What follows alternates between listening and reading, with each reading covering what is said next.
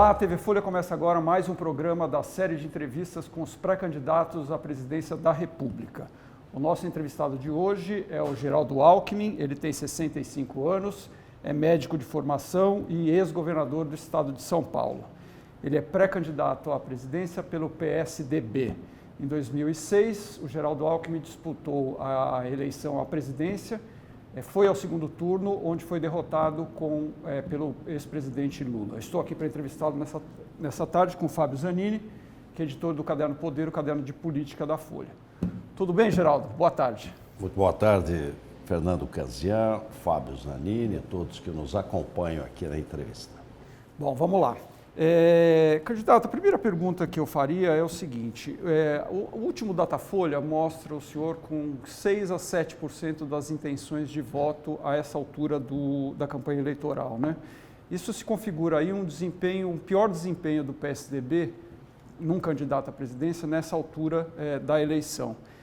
O senhor disse que a campanha não começou, que os candidatos não foram para a TV ainda, o senhor até usa a imagem, né? A Dona Maria e o seu José não acordaram ainda para a campanha, e que isso vai acontecer mais para frente. Mas tem uma negociação partidária que está rolando neste momento, né, que tem alguns partidos que tradicionalmente apoiariam o PSDB, por exemplo, o DEM, que estão aí namorando outros candidatos, principalmente o Ciro Gomes, né? Como é que o senhor pretende se movimentar daqui para frente, né, para barrar esse tipo de ação e como é que o senhor explicaria esse desempenho até aqui? Olha, são várias questões, Fernando Canzian. Primeiro, a fragmentação. Nunca houve uma campanha até a semana passada, eram 21 pré-candidatos. Talvez a gente tenha aí 17 pré-candidatos, 16, então uma fragmentação muito grande. Segundo, a mudança da lei, porque as convenções, elas ocorriam no passado até 30 de junho. Então, na outra semana, você já saberia quem é candidato, quem não é, quem é vice, qual é a aliança, e já estava praticamente a campanha indo para a rua. Agora, pela lei nova, você só pode começar a fazer convenção a partir de 20 de julho e até 5 de agosto. Então, mudou o cronograma. E terceiro, a desesperança, o desencanto, né? A falência da política. Esse é um fato. Você veja a última eleição em Tocantins, o número de branco e nulo. E isso também acaba levando a eleição mais para frente. Eu acho que a eleição vai mesmo efetivamente começar com o rádio e a televisão, que é 31 de agosto. Então vai ser uma campanha curta, campanha de um mês. Campanha do mês de setembro. Mas se o senhor está colocando que a desesperança é um dos fatores, o senhor está admitindo que o senhor não está levando esperança para esse eleitor, né? Quer dizer, o senhor é parte do problema nesse cenário? O que você tem hoje é que 70% quase, mais de 60% não tem candidatura definida. O que é bom, né? É bom, porque mostra que o eleitor está mais amadurecido. Ele vai esperar para ver quem são os candidatos, comparar, analisar, para definir lá no final. Aliás, vamos dar um exemplo da última eleição. Não como hoje, 3 meses antes da eleição, mas há 10 dias da eleição, na última eleição em Tocantins, estado de Tocantins, quem estava em primeiro lugar, o ex-prefeito da capital, e em segundo lugar uma senadora da República, nenhum dos dois sequer foi para o segundo turno. Então, essa pesquisa vai virar de ponta cabeça. E São Paulo? Eu acho que quem não está até na frente é que vai para o segundo turno. Por exemplo, o candidato do PT tem 2%. Você acha que o candidato do PT vai ter 2% no Brasil? Isso não existe. Então, é evidente que o processo eleitoral mudou o cronograma e acho que nós vamos ter, hoje já temos praticamente 5 partidos encaminhados para uma possível aliança, que nos dará aí 20% do tempo do rádio e da televisão. Nós temos um diferencial, Canzian e Zanini, que é o que fizemos, porque entre o falar e o fazer na política vai um abismo. Então, como governador do estado, o que fizemos, né, dá para mostrar o que foi feito quem assumir a presidência da República não vai ser fácil, é o 6º ano de déficit primário, dívida pública bruta do governo geral passou 5 trilhões de reais, mais 75% do PIB, não é um quadro simples, mas quem for eleito vai ter mais de 50 milhões de votos, a legitimidade disso é muito grande para poder implementar rapidamente as reformas. Esse talvez seja o problema mais urgente, né, governador? Todo mundo há um consenso aí de que o Brasil precisa de 250, 300 bilhões de reais por ano para poder, pelo menos, estabilizar essa trajetória da dívida pública, né? O senhor, se for eleito, quais serão as principais medidas, digamos, que serão encaminhadas urgentemente para o Congresso? E eu queria que o senhor falasse um pouco, detalhasse um pouquinho sobre a reforma da Previdência, idade mínima e contribuição de militares, por exemplo. Olha, primeiro, quais as reformas? Nós fomos buscar os melhores economistas, os pais do Plano Real, Pércio Arida, Edmar Baixa, Zé Roberto Mendonça de Barros, para elaborar a melhor proposta. Já estamos elaborando para encaminhar. Primeiro, reforma política, voto distrital ou distrital misto, e cláusula de desempenho mais forte. Depois, reforma tributária, simplificar o modelo tributário. Para dar um exemplo para quem está nos acompanhando, 5 tributos, ICMS, ISS, IPI, PIS e COFINS, um IVA. Então, você troca 5 impostos por um imposto de valor agregado. Há um estudo do Bernard Api que mostra que a simplificação tributária pode trazer um ganho aí de mais de 0,5% do PIB. Depois, reforma da Previdência, com 2 objetivos. Primeiro objetivo de justiça, acabar com o privilégio. Mas eu defendo um regime geral de previdência social. O mesmo regime para o setor privado e para o setor público. Aliás, em São Paulo, Zanini e Canzian, nós já fizemos em 2011. Então, quem entrou da nova lei para cá, só aposenta com o teto do INSS. E criamos a Previcom, já tem perto de 1 bilhão depositado. E não é mais benefício definido, é contribuição definida. E a outra é a reforma de Estado, ou seja, nós vamos enxugar, reduzir. Senado, por que ter 3 senadores? Se você pegar, sempre foram 2. Quem criou o terceiro biônico foi a ditadura e ficou. Os Estados Unidos tem 2, 50 estados, 100 senadores. Câmara Federal, 513. Estão propondo reduzir para 395. Reduzir mais de 1.000 parlamentares nas assembleias legislativas. Reduzir ministérios, privatização, um esforço grande de redução de custos. Hoje, o déficit primário, 130, 140 bilhões, o ano que vem a LDO prevê 139 bilhões, é 2% do PIB. Você teria que fazer um superávit primário. Nós temos de incentivo 4% do PIB, 280 bilhões quase. Claro que alguns se justificam, mas passar um pente fino. Nós sabemos fazer ajuste fiscal. Com Mário Covas nós aprendemos, fui copiloto de um bom comandante. Então nós vamos rapidamente fazer o ajuste. Para quê? Para a economia voltar a crescer. Não vai ter crescimento sem investimento. E não vai ter investimento sem confiança. Você confiar de que está no rumo certo, de que o país não vai quebrar, de que você vai fazer um ajuste fiscal e com isso você pode ter uma política monetária de juros baixos, câmbio competitivo e o Brasil voltar a crescer. E uma grande inserção internacional. Eu pretendo abrir a economia. Os países que passaram de renda média para renda mais alta abriram a economia. Precisamos exportar e importar. Governador, ao longo de todo esse processo de reformas, nas últimas 2 décadas, o PSDB sempre teve um parceiro que foi o DEM. O antigo PFL, agora DEM. Inclusive, 2 partidos que têm uma proximidade programática em vários desses pontos. E, no entanto, o DEM está se fazendo de difícil nesse momento aí para declarar apoio ao senhor. O senhor quer muito apoio do DEM, mas o DEM até agora está fazendo um flerte com um candidato com ideias completamente opostas, que é o Ciro Gomes. O Ciro Gomes já disse que a pauta dele é mais intervencionista, mais estatista, contra muitas das reformas aprovadas no governo Temer. Como é que o senhor se sente sendo preterido ou sendo esnobado, talvez nesse momento, pelo DEM, que chega a flertar com um partido que não tem nada a ver com o DEM programaticamente? Ora, Zanini, até agora o Democrata tinha um pré-candidato, que é o Rodrigo Maia, deputado federal, presidente da Câmara dos Deputados. Nós temos que respeitar. É normal que os partidos tenham como objetivo chegar ao poder e, portanto, ter candidato a cargo executivo, inclusive na área federal. Então, à medida que eles tinham candidato a presidente da República, nós não insistimos.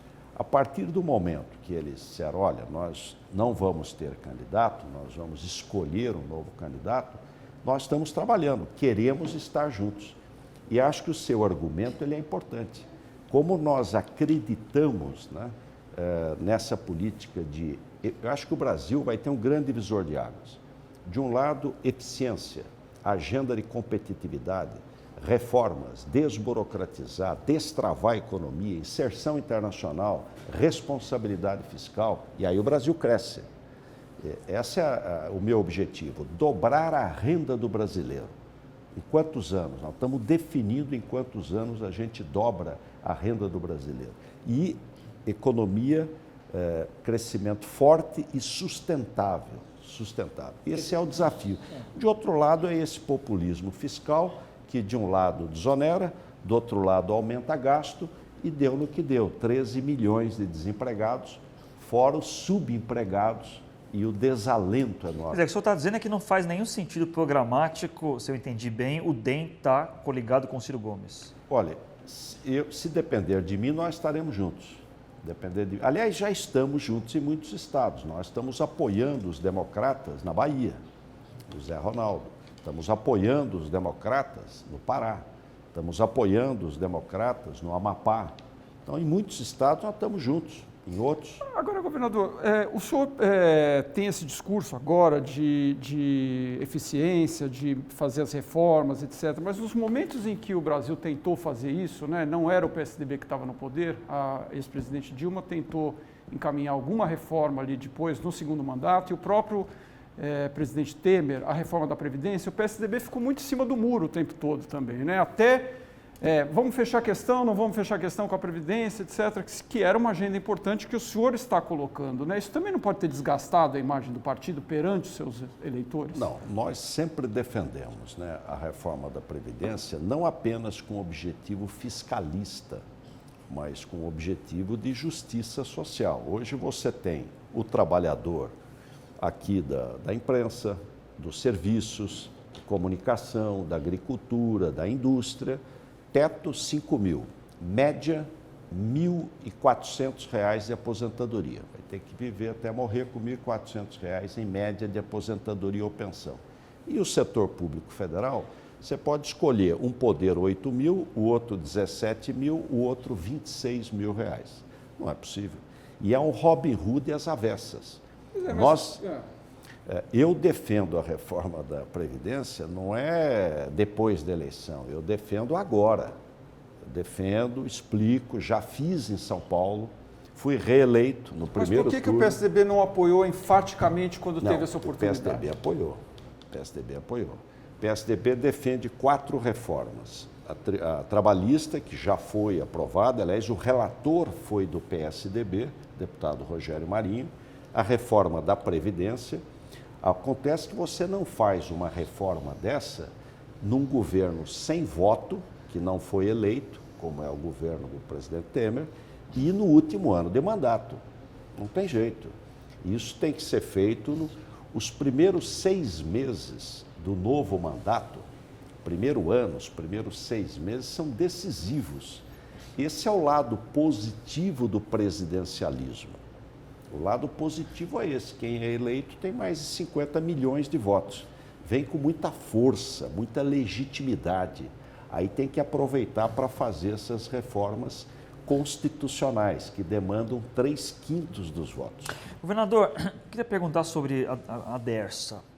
tem dois ex-dirigentes da Dersa, que são o Paulo Vieira, né, e o chamado de Paulo Preto por alguns, embora ele não goste disso, e Laurence Casagrande, são investigados por uma série de acusações, de desvios e recebimento de propina, etc. E essas investigações se avolumam. Cada dia nós estamos vendo mais acusações, mais suspeitas e acho que já é fato de que ali, no mínimo, uma narrativa de um esquema de arrecadação ilegal havia, pelo menos essa é a investigação. O senhor nunca soube disso? Como é que o senhor foi governador durante... O senhor, mesmo quando não era governador, esteve sempre no centro da política aqui em São Paulo faz 20 anos, foi vice-governador, etc. O senhor nunca soube disso? O senhor nunca se preocupou em prestar atenção no que estava acontecendo na Dersa? Com as minhas campanhas, zero. Aliás, o Rodoanel Sul, quando eu saí do governo, ele não tinha nem sido começado, nem iniciado. Então, zero. O Rodoanel Leste foi concessão. O governo não pagou 1 centavo e ainda recebeu o ônus da concessão. E o pedágio foi quase 70% mais barato. Foi a mais bem-sucedida concessão. Aliás, o consórcio que ganhou quase teve problema, teve que ser vendido e entregou a obra. O Rodoanel Leste está prontinho, não custou 1 centavo para o governo. Entre a ABC até Dutra e Ayrton Senna e Dutra. O Rodoanel Norte, que está ficando pronto, nós denunciamos no Ministério Público as desapropriações, porque as desapropriações em São Paulo eram, vamos dizer, em média, 25% acima do preço da Dersa e em Guarulhos era 250% acima do preço da Dersa. Tanto nós denunciamos que o tribunal afastou o juiz de direito lá de Guarulhos. Em relação à obra em si, é uma obra financiada pelo BID e houve um litígio, porque se encontrou um tipo de rocha chamado matacão numa proporção muito maior do que o previsto. O consórcio pede um aditivo, a empresa se coloca contra, a obra é financiada pelo BID. O que fez o BID? Você tem que ter uma junta de conciliação, o arbitral, o junta arbitral. Em financiamento internacional é sempre assim. Professores da Escola Politécnica de Engenharia, um indicado pela Dersa, um indicado pelo consórcio, outro indicado independente. Os 3 decidem que o aditivo está correto. O aditivo é feito, o Tribunal de Contas do Estado aprova, não tem nenhum problema. Agora, governador... Surgiu uma denúncia, investigue-se. O que eu defendo? Que haja investigação e rápida. Por quê? Porque se pode também estar cometendo uma grande injustiça com uma pessoa que até hoje sempre teve uma vida correta. Que é o Paulo Vieira. Não. Que é o Laurence Casagrande. Tá. Laurence Casagrande e o Paulo Vieira. Não, Paulo Vieira eu não tenho nenhum relacionamento, nenhum. E a obra do Rodoanel Ele chegou Sul, no governo, na Dersa, no seu governo. Né? Mas não tinha participação, era um funcionário. E vai ter que se explicar. Olha, investigação é para todo mundo. Chama um pouco a atenção, governador, desculpa, essa defesa enfática que o senhor faz do Laurence Casagrande, mas não faz tanto do Paulo Vieira. Não, Paulo Vieira já disse anteriormente que não se deixa um amigo ou algo parecido abatido na estrada. Né? Aliás, o senhor não tem medo de que isso possa se voltar contra o senhor, né? Ele, o Paulo Vieira, disse que nunca me cumprimentou. Relacionamento zero, não tem nenhum. O Laurence, eu não tenho nenhuma intimidade. Quem levou o Laurence para o governo foi o Dr. Saulo de Castro Abreu Filho, que é um membro do Ministério Público, promotor público, procurador do Ministério Público do Estado, porque já tinha trabalhado com ele. O que eu acho que ele tem que fazer? Rapidamente investigar, apurar e chegar à conclusão. Não tem nenhum problema. A pessoa precisa ser reparada. Tem problema, responde por ele. Mas o senhor está convencido da inocência do Laurence Casagrande? Eu tenho todas as informações para isso. E insisto, e Paulo Preto? Eu não tenho intimidade com ele, eu não conheço o Paulo Vieira. Agora, governador, o senhor não teme passar a campanha explicando aí essas questões aqui Mas em São é Paulo? nosso Porque apareceu dever. também, há uns meses atrás, a figura de um cunhado do senhor, né? O senhor Ademar Ribeiro, num depoimento da CCR, dizendo que foram repassados... E antes na Odebrecht. Da Odebrecht também, repassados 5 milhões de reais para a sua campanha. Quer dizer, para as campanhas do PSDB em São Paulo. Quer dizer, o senhor vai... né? Deixa eu fazer uma observação. Primeiro, as minhas campanhas foram todas rigorosamente dentro da lei, rigorosamente. Segundo, precisa ter cuidado. A Folha publicou na primeira página uma matéria que repercutiu em todas as televisões, rádios, sites e era mentirosa. Não é mentirosa. É mentirosa. Não é mentirosa. Ela dizia que dentro lá do inquérito tinham dito que teria sido dado um recurso da CCR para a minha campanha em 2010. E depoimentos antes da delação. Eu fiquei sabendo, o nosso advogado leu de A a Z. Não tem nem menção. Sim, porque ao ainda meu não nome. foi formalizado por escrito. É assim que funciona uma delação, né, governador? Existe uma negociação prévia, depois é a pré-delação. É inacreditável. Isso aconteceu muito contra o PT Você faz e uma o PSDB. matéria por ouvir dizer. É muita irresponsabilidade. Não, mas não é ouvir dizer, governador. Depois tem dúvida sobre... Não é ouvir dizer. A nossa apuração que nós mantemos é de que aquelas pessoas conversaram. Gravíssimo. Como tá é que errado. você diz? Eu sou leitor da Folha. Você está desinformando o seu leitor. Porque você está dizendo que tem uma denúncia que não existe. Existe. Não existe. Mas então, Esse é o fato. então para a gente não ficar nesse existe ou não existe... Não é mentira. O que vocês fizeram foi mentira. Respeito a sua opinião, embora discorde dela. Mas, no caso específico do seu cunhado... É preciso ter responsabilidade. Nós temos. Nem o jornal lá de uma cidadezinha de 1.000 habitantes faz uma coisa Mas eu dessa. queria perguntar sobre o seu Tanto cunhado. vocês reconheceram o erro, que disseram, o que vocês querem fazer para reparar o erro? Eu falei, nós vamos então mandar um artigo Não, que mas vocês isso não é reconhecer o erro, não. Isso é abrir espaço para o contraditório. Não Isso pode é bem fazer. diferente. É muito grave isso. Mas o que porque eu queria... você, por ouvir dizer, você coloca na primeira página do jornal uma coisa que não existe. Brincar com o caráter das pessoas. Eu não sou ficha limpa, isso é obrigação, eu sou vida limpa. Eu tenho 40 anos de vida pública e o meu patrimônio não dá para comprar aquela máquina ali. 40 anos de vida pública. Precisa respeitar as pessoas. Governador... Essa forma de jogar todo mundo, dizer que ninguém presta, é um grande desserviço à sociedade. Porque você destrói a política. E não tem nenhum país do mundo que melhorou, que não foi pela boa política. Agora, essas investigações estão em curso, né, governador? Então não dá para a gente afirmar ainda, como o senhor está enfaticamente também dizendo, claro. etc. O senhor está dizendo que parece todo mundo inocente, etc., mas há uma investigação. Mas ótimo. A polícia está investigando, quer dizer... Ótimo, faz 1 ano e meio e não tem nenhuma conclusão. Não é, no mínimo, imprudente colocar alguém da sua família? Quer dizer, tem aquela velha discussão, cunhado é parente ou não é? Na prática acaba sendo, não né? Teve não nenhuma. é, no mínimo, imprudente do senhor, com 40 anos de experiência pública, colocar um cunhado para cuidar de uma coisa tão sensível como a arrecadação de campanha? Nunca cuidou de arrecadação de recursos. Nunca. Não tem nenhuma relação com o governo do Estado de São Paulo. Os delatores da Odebrecht estão mentindo. Um homem abastado, de família abastada, casado, inclusive com uma pessoa abastada, era banqueiro, tem nenhuma relação, nenhuma. Apresentar pessoas, aproximar pessoas não é crime. Mas o senhor nega que o senhor tenha apresentado ele, foi. então, para um potencial doador? Claro. Que é claro o que o nego. delator da Odebrecht, Claro. o senhor nega? Claro. Aquele diálogo no escritório dele Não nunca aconteceu? existe. Não existe. Bom, quer dizer, o senhor... Vamos esperar as investigações, é isso? Isso, claro. Aliás, eu acho que eu sou o maior interessado que se apure e que se apure rapidamente. Deixa eu fazer um resumo para quem está nos acompanhando. Se alguém ficar rico na política, é ladrão. Ladrão.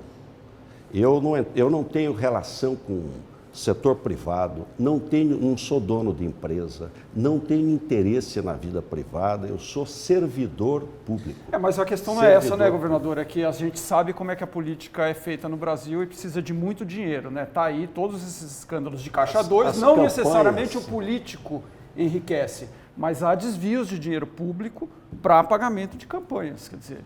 Não. É isso que está sendo investigado. As nossas campanhas foram rigorosamente dentro da lei. Rigorosamente. Governador, aqui sobre a questão de São Paulo. Ontem o candidato João Dória, a governador, deu uma alfinetada no senhor quando perguntado sobre a segurança pública. Disse que seria um governador muito mais duro nessa área do que o senhor foi. E embora reconheça alguns avanços, mas disse que o sentimento de medo cresceu e isso não pode acontecer, continuar assim, etc. Como é que o senhor recebeu essa declaração do seu ex-pupilo? Olha, primeiro, São Paulo é um exemplo para o Brasil, porque nós tínhamos 13 mil assassinatos por ano em 2001 e reduzimos para 12, 11, 10, 9, 8, 7, 6, 5, 4, o ano passado 3.503. Enquanto o Brasil foi para mais de 30 assassinatos por 100 mil habitantes, São Paulo é o único estado brasileiro abaixo de 10. Nós estamos satisfeitos? Não. Todo novo governo tem que dar mais um avanço. Então, quem for eleito, tomar posse em janeiro, tem o dever. Isso é uma corrida de revezamento. Cada um vai passando o bastão para o outro. Tem o dever de dar mais um avanço, de melhorar mais. Vai pegar um quadro muito melhor e eu vou ser parceiro na área federal. Porque o governo federal é um grande omisso na questão da segurança pública. Total omisso. O grande problema nosso é tráfico de droga, tráfico de armas, né? Lavagem de dinheiro, contrabando. As fronteiras estão abertas, totalmente abertas. Nós temos 17 mil quilômetros de fronteira seca, com os maiores produtores de droga do mundo. Eu vou criar uma agência nacional de inteligência para integrar as inteligências do governo federal, Polícia Rodoviária Federal, Forças Armadas, a ABIN e a inteligência dos estados. Integrar isso numa agência. Tive com o general Vilas Boas, ampliar rapidamente o CISFRON e vou criar a Guarda Nacional. Então, Guarda Nacional, gestão, agência de inteligência e tecnologia na fronteira. E diplomacia. Chamar os países vizinhos, crime não tem fronteira. Nós temos que ter uma ação latino-americana. Nós sabemos de onde vem contrabando. Por que não age? Por que não age? Então, o governo federal, agora que o presidente Temer criou o Ministério da Segurança, faz 6 meses, pouco mais que isso, eu vou liderar no Brasil o trabalho de enfrentamento ao crime organizado. E, de outro lado, dá a mão para o jovem. Nós somos hoje o maior consumidor de crack e de cocaína do mundo. Então, estender a mão ao jovem para que ele possa sair da droga. Governador, nosso tempo está quase chegando ao final. Queria fazer mais uma pergunta de caráter econômico. O seguinte, hoje, segundo a última pesquisa da Datafolha, nós temos o candidato Jair Bolsonaro à frente, temos ali empatados em segundo a Marina Silva e o Ciro Gomes. O senhor vem logo depois. O Ciro Gomes e a Marina estão dizendo que, se eleitos, vão acabar com o teto dos gastos, que é uma medida que foi aprovada no governo Temer para segurar o crescimento aí que vinha sendo constante acima da inflação dos gastos públicos no Brasil. O senhor vai manter o teto e o argumento deles nesta campanha eleitoral não pode faltar dinheiro para saúde, educação, etc., que não se trata muito disso, né? Qual é a sua posição sobre o teto? O senhor manteria se eleito? Olha, primeiro, eu acho que para você reduzir gastos não precisa ter teto nenhum. Eu, em São Paulo, não fiz nenhum teto e reduzimos todos os gastos. São Paulo fez no ano passado 5,3 bilhões de superávit primário, enquanto o Brasil fez mais de 120 de déficit primário, sem aumentar um imposto, só pelo lado da despesa. Não precisa ter teto para você cortar gasto. Aliás, foi um erro, o governo devia ter votado o ano passado a reforma da Previdência, mas não quis votar a reforma da Previdência, votou o teto, que é inócuo, porque se você não cortar gasto, o teto já não foi cumprido, porque à medida que o dinheiro que foi para o BNDES não estava no orçamento e quando voltou entrou no orçamento, é uma gambiarra. Na realidade, já rompeu o teto, esse é um fato. O que precisa é cortar gasto. Eu vou cortar gasto, eu vou diminuir o ministério, eu vou diminuir o tamanho do Estado, eu vou fazer um ajuste fiscal para valer. Para quê? Para o Brasil voltar a crescer. Essa é a meta, é emprego, emprego, emprego e dobrar a renda do brasileiro. Mas mudar a legislação do teto, o senhor não...